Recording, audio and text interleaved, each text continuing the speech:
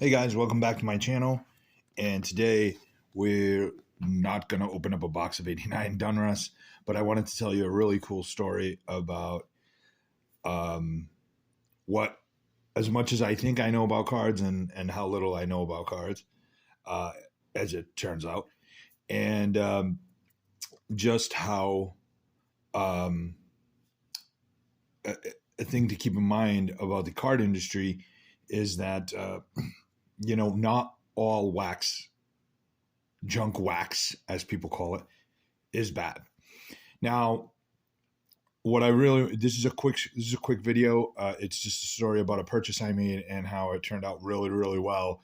Not because I'm some sort of Svengali when it comes to buying cards, more an accidental hit, if you will.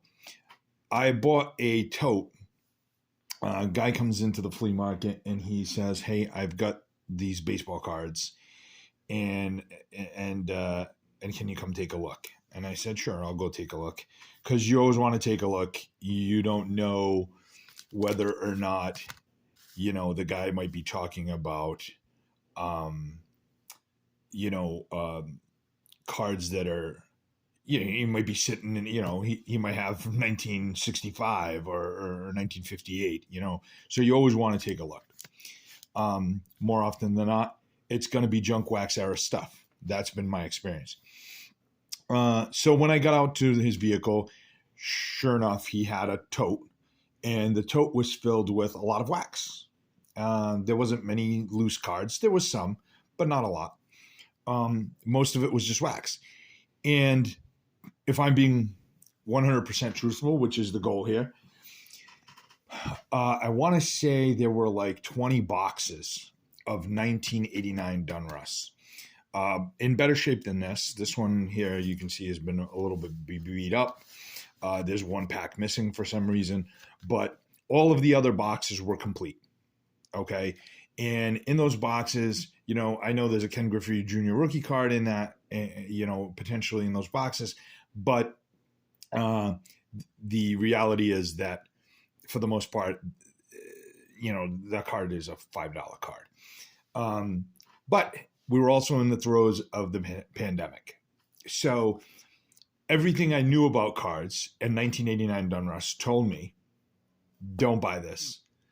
There was some other wax in there. There was some 88 Flair stickers wax, unopened wax. There was a couple of Batman boxes from the first movie,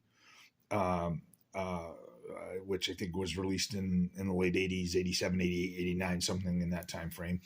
And then there was a couple of boxes of New Kids on the Block for all the ladies out there who love Joey McIntyre and the New Kids, who are now new men. But there was a couple of boxes of that.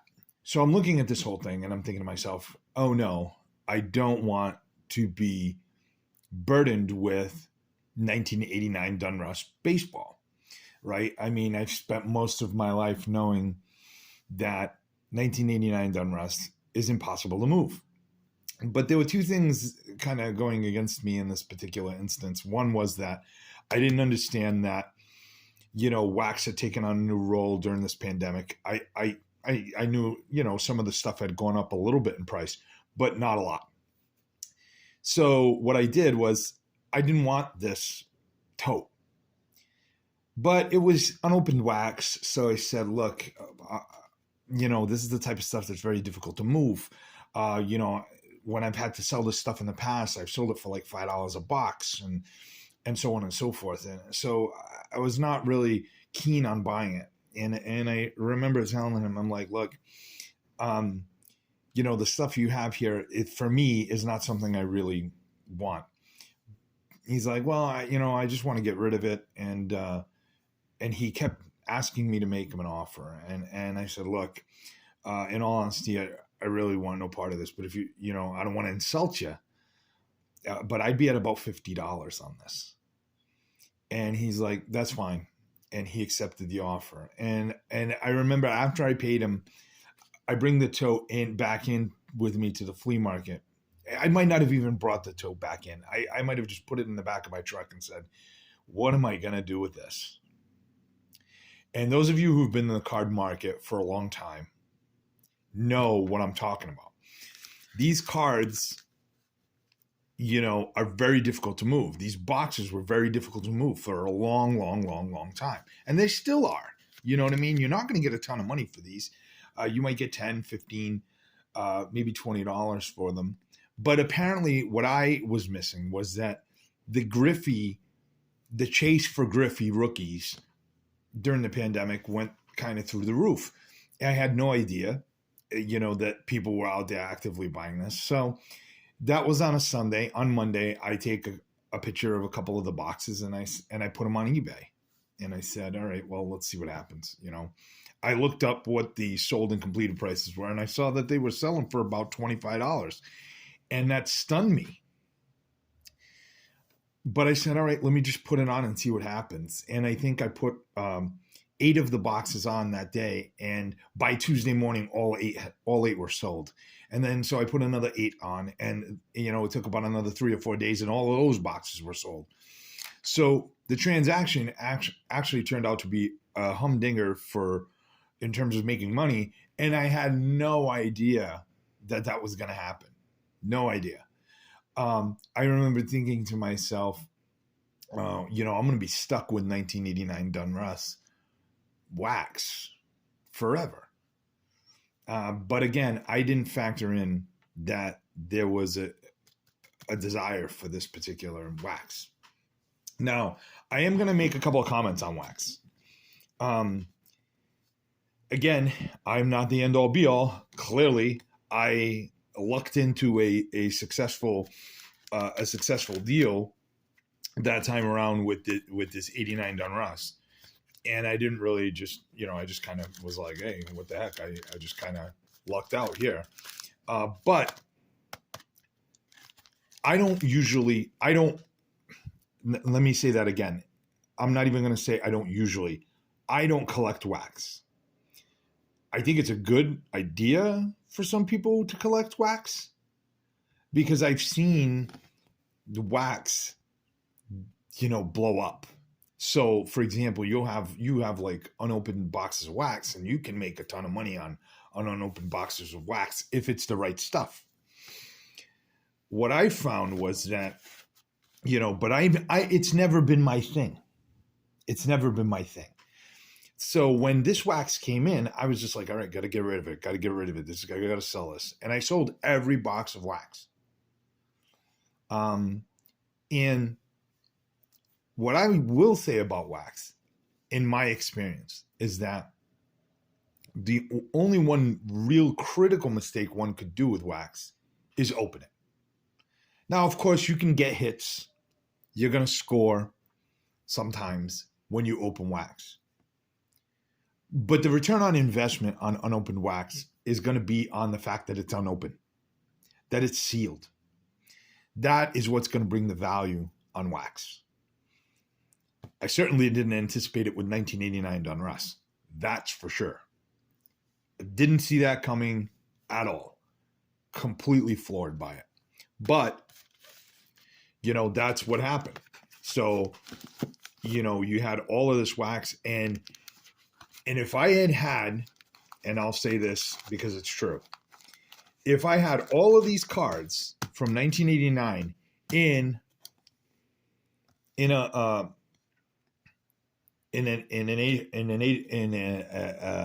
3,600 count box and said, hey man, I want to sell all this 3,600 count of 89 Donruss for $20, nobody would have bought it.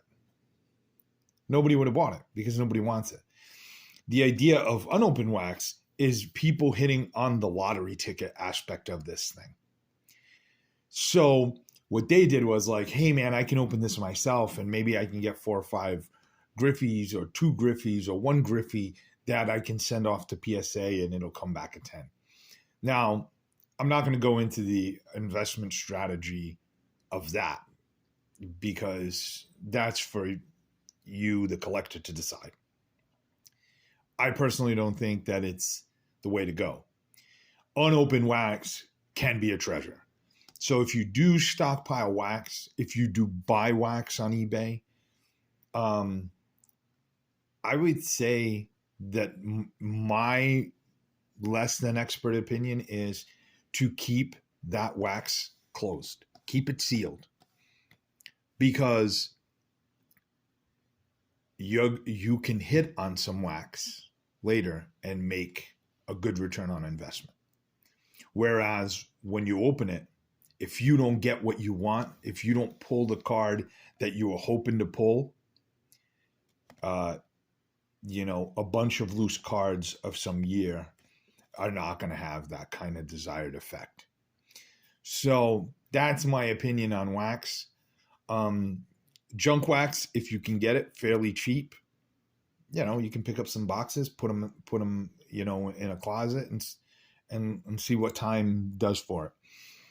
Just keep this in mind, and it'll be the last thing I say on this one. I know there's not a lot of card showing in this particular video, but if you can get a good return on wax investment, that's the way to go.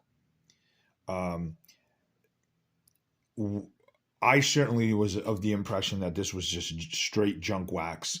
I was living in the 1999 mentality that nobody wants to pay you for junk wax era wax. I mean, everything I knew told me that. But it worked out well. It's one of those stories that I keep in mind. If you have an opportunity to buy junk wax cheap, do it, because it sells. I recently made a purchase of 1990-91 hockey pro set wax. And again, I thought to myself, this is the most common of common waxes that there is in hockey. But sure enough, the guy sold me 6 boxes for $30 at a flea market. And they were selling, they were selling on eBay for $25 a whack. And sure enough, I got $25 a whack on them. So if you can get wax at the right price, regardless of when it is, pick it up. You're going to do well on wax. There is a definite vibe in this current card market that people love opening up sealed wax. So do it. It's if you can get it at the right price, you should be able to do pretty well on your return. I know this wasn't a very overly exciting visual video. I got a few more of those in the works, but I really wanted to relay this story because there's a lot of aspects of this story that people need to kind of understand about the hobby and how wax works. And certainly it was a lesson that I learned. And I've been doing this since 1985 and thought 1989, nobody wants that. And sure enough, I was wrong. So keep your eye open for unopened wax. It does do fairly well on eBay. I've learned over the last 2 or 3 years. Again, that could just be primarily pandemic related, but maybe not. Maybe that's the way we're going. So I want to thank you guys for watching this video.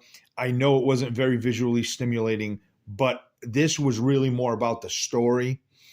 And I would love to hear your opinion on what you think about wax. So if you like the video, you like the content of what we talked about, feel free to comment, like, subscribe. Please let me know what you think.